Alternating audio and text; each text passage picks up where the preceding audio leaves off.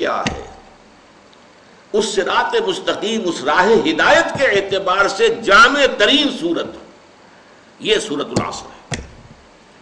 صراط مستقیم، اس کے سنگ ہائے میل کیا ہے؟ یہ چھوٹی صورت ہونے کے باوجود اس نے صراط مستقیم کے سنگ ہائے میل کو اس طریقے سے اپنے اندر سمو لیا ہے، سمیٹ لیا ہے، جمع کر لیا ہے کہ اس کی عظمت کو امام شافعی رحمۃ اللہ علیہ بیان فرماتے ہیں۔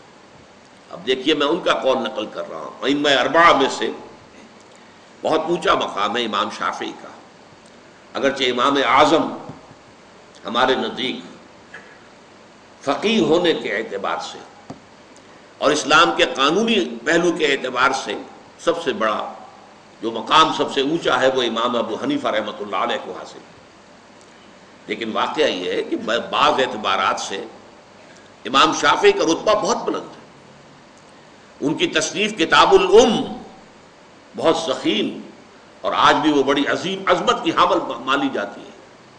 اصول فقہ انہوں نے مرتب کیے سب سے پہلے۔ بہرحال امام شافعی کا تھوڑا سا تعارف کرانے کے بعد اب ان کے دو قول میں آپ کو سنانا چاہتا ہوں۔ ایک قول کے مطابق فرماتے ہیں لو تدبر الناس هذه السورۃ لوسعتهم، اگر لوگ صرف اس ایک سورت پر تدبر کریں، غور و فکر کریں، سوچ بچار کریں تو یہ ان کی ہدایت کے لیے کافی ہو جائے گا۔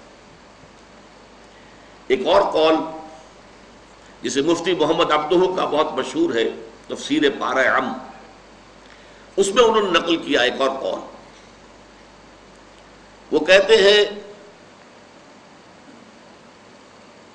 قرآن مجید میں اگر اس سورہ عصر کے سوا اور کچھ نازل نہ ہوتا تب بھی یہ لوگوں کے لیے کافی تھی۔ لو لم ينزل من القرآن سواها، اگر قرآن مجید میں سوائے اس ایک سورت کے اور کچھ نازل نہ ہوتا لکفت الناس، یہ لوگوں کی ہدایت کے لیے کفایت کرنے والی صورت تھی۔ یہ عظمت ہے اس سورہ مبارکہ کی، اس کا تھوڑا سا تجزیہ کر لیجیے۔ میرے نزدیک قرآن مجید کے جو مضامین ہیں ان کا ایک مکمل انڈیکس اس صورت میں موجود ہے۔ جن حضرات نے شاہ ولی اللہ دہلوی رحمۃ اللہ علیہ کا جو مشہور رسالہ ہے جو انہوں نے اصول تفسیر پر لکھا ہے الفوز الکبیر، اس کا مطالعہ کیا ہے، شاہ صاحب نے قرآن مجید کے مضامین کو 5 حصوں میں تقسیم کیا ہے۔ میں بھی 5 ہی حصوں میں تقسیم کر رہا ہوں اس صورت کے اعتبار سے، لیکن ذرا الفاظ مختلف ہیں، عنوانات مختلف ہیں۔ میں اس صورت کے الفاظ کو عنوان بنا رہا ہوں۔ قرآن مجید میں آپ دیکھتے ہیں کہ خاصا بڑا حصہ قرآن مجید کا تاریخی تفاصیل پر مشتمل ہے۔ سابقہ انبیاء و رسول کے حالات، رسولوں کی قوموں پر آنے والے عذاب کی تفاصیل، یہ نوع انسانی کی تاریخ ہے۔ پھر یہ کہ ازل میں جو واقعات ہوئے، تخلیق آدم کا مسئلہ ہے، پھر جو فرشتوں کو حکم دیا گیا سجدے کا، ان کو آدم کو جنت میں رکھا گیا، یہ بھی تو ایک تاریخ کا حصہ ہے، انسانی تاریخ۔ اور پھر یہ کہ ابد کا معاملہ جو آنے والا ہے، اس سب کو آپ نوٹ کیجئے۔ زمانہ در حقیقت اس سب کو کور کر رہا ہے۔ زمانہ کیا ہے یہ میں ابھی اس کے بعد انشاءاللہ تفصیل سے عرض کروں گا کہ اس میں کیا مباحث ہیں، کیونکہ ماہیت زمان جو ہے یہ فلسفے کے مشکل ترین مسائل میں سے لیکن یہ ہے کہ یہاں زمانہ جو ہے یوں سمجھیے کہ ایک چادر کے مانند تنا ہوا ہے ازل سے ابد تک، اور یہ زمانہ چشمدید گواہ ہے کہ کیا ہو رہا ہے۔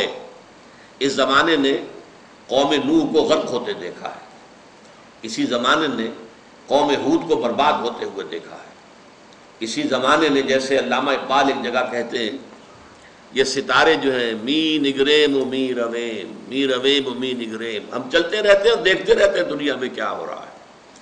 یہ زمانہ گویا کہ دیکھ رہا ہے، تو گویا کہ اس سب کے لیے ایک لفظ آ گیا یہاں پر والعصر۔ اب اس کے بعد قرآن مجید کے مضامین میں تجزیہ کریں گے، یا ایمان کے مباحث ہیں توحید ہے، معاد ہے، اس کے لیے دلائل ہے، استدلال ہے، پھر اس کے خلاف جو باتیں کہی جا رہی تھیں ان کا رد ہے، ان کی نفی ہے، اس پر رد و قدح کی کیفیت ہے۔ ایمان کے مباحث بہت بڑے مباحث ہیں، اور مکی صورتوں کا تو اکثر و بیشتر حصہ انہی پر مشتمل ہے۔ اس کے بعد تیسرا مضمون کیا ہے؟ عمل صالح۔ یہ کرو، یہ نہ کرو، یہ بھلے کام ہیں، یہ برے کام ہیں، ان کو چھوڑنا ہے، نیک کام کرنے ہیں۔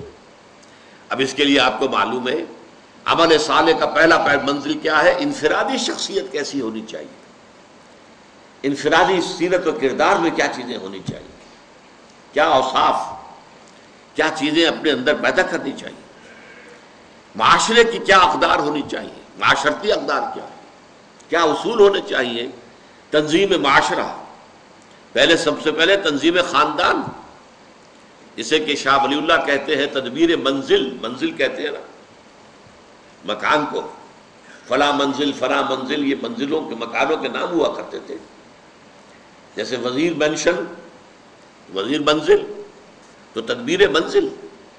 پھر یہ کہ ایک معاشرہ جب وجود میں آتا ہے، پھر ریاست وجود میں آتی ہے، اس کے کیا اصول ہونے چاہیے، کیسے اس کو چلانا چاہیے، یہ ساری چیزیں عمل صالح کے اندر آ گئی۔ تیسرا مضمون قرآن مجید کا بہت اہم، بہت اہم، دعوت اللہ، دعوت الحق، امر بالمعروف، نہی عن المنکر، شہادت حق، اقامت دین، جہاد فی سبیل اللہ، اور ان سب کے لیے عنوان تواصوا بالحق۔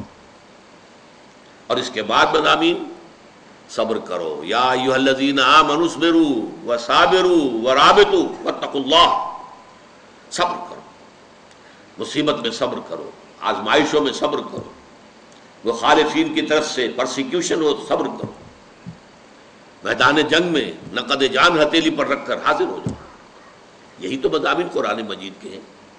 یہ 5 مضامین، ایک عصر کے حوالے سے تمام تاریخی مباحث، اس کے لیے عنوان والعصر، ایمانیات کے سارے مباحث الا الذین آمنوا، پھر تمام اعمال، اخلاق، انفرادی سے لے کر ایک تنظیم ملت اور تاسیس ریاست تک کے سارے معاملات عمل صالح، پھر تمام نیکی کا پرچار، حق کی دعوت، حق کی اشاعت، اس کے لیے تواصی بالحق، اور پھر صبر، مصابرت، ڈٹے رہنا، جھیلنا، تکلیف برداشت کرنا، اس لیے کہ تواصی بالحق کو آسانی سے پسند نہیں کیا جائے گا۔ الحق مرن، حق تو کڑوا ہوتا ہے، جب بھی آپ حق کی بات کریں گے پھر آزمائش آئے گی، پھر تکلیفیں آئیں گی، پھر مصیبتیں آئیں گی، اس لیے کہ دنیا میں حق کو پسند کرنے والے لوگ نہیں۔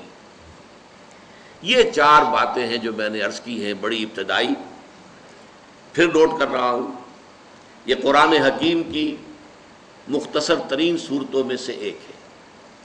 یہ قرآن حکیم کی ترتیب نزولی کے اعتبار سے اولین صورتوں میں سے ایک ہے۔ یہ قرآن حکیم کی سہل ترین صورت ہے، سہل ممتنع کی سب سے بڑی مثال۔ اور نمبر 4، یہ قرآن حکیم کی جامع ترین صورت ہے۔ اب آئیے ذرا اس کا تجزیہ کیجئے گرامر کے اعتبار سے۔ دیکھیے، والعصر ان الانسان لفی خسر الا الذین آمنوا وعملوا الصالحات وتواصوا بالحق وتواصوا بالصبر۔ آیتیں 3 ہیں، لیکن ذرا غور کریں گے تو معلوم ہوگا جملہ ایک ہی ہے، اس لیے کہ والعصر، زمانے کی قسم ہے، زمانہ گواہ ہے، بات تو پوری نہیں ہوئی، اسے آپ جملہ نہیں کہیں گے، کلام تام نہیں کہیں گے، مکمل بات نہیں ہوئی، اس لیے کہ جب تک قسم کے ساتھ جواب قسم نہ ہو کہ کس بات پر قسم کھائی جا رہی ہے۔ اللہ کی قسم، بھائی ہاں بھائی کس بات پر اللہ کی قسم کھا رہے ہو؟ تو والعصر جو ہے، اب اس کو عربی گرامر میں کہتے ہیں مرکب ناقص، یہ مکمل جملہ نہیں ہے، یہ کلام تام نہیں ہے، بلکہ مرکب ناقص ہے۔